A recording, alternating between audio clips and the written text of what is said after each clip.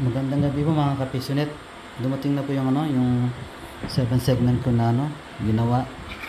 Dati po kasi hanggang 8 lang yung kaya niya. 8 numbers lang po. So ngayon hanggang 10 na po yan. Pero ginawa ko po isang segment lang. Itong isang digit lang. Kasi pag dalawang digit, kasi medyo mahal yun. Lalaki din yung board, mahal. Kung 10 lang yung computer mo, so anin mo pa yung isang digit, diba? So mas makakatipid ka dito. Mas mura lang. Kasi pag Galaxy ko, combine mo to sir, tignan mo malaki siya. Tapos papatong ng dalawa. So ginawa ko sir, isang digit lang. Pero pwede siyang gawing 10. Ayan, tingnan mo na.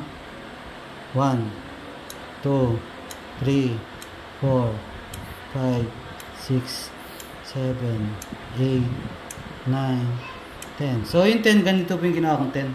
Kasi pag ginano mo, 10 yun, di ba? Yan. Ito po yung 10 niya. Sa sa susunod, darating na rin yung board ko na sa pang 20 clients yun. I-combine yung dalawang digit na Yung medyo mahal lang po yun. Pang 20 clients po yun. Pwedeng 15 piso net kasi nako-customize naman yung output ng mga ginawa kong centralized.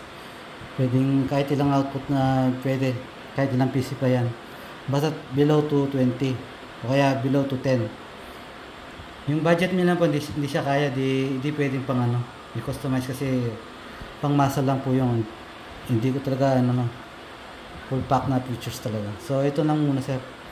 So yung next darating na, parating na rin po yun. Ito, na-delay po yung dating nito So ito na po tayo.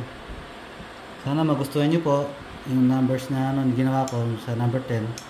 3, 4, 5, 6, 7, 8, 9, 10. So, yan ang 10 niya. Ganun mo 10 yan, diba? So, maintindihan naman ang customer niya pag nasanay din sila. Ito yung 10. Yan po. Maraming salamat po. Available na po.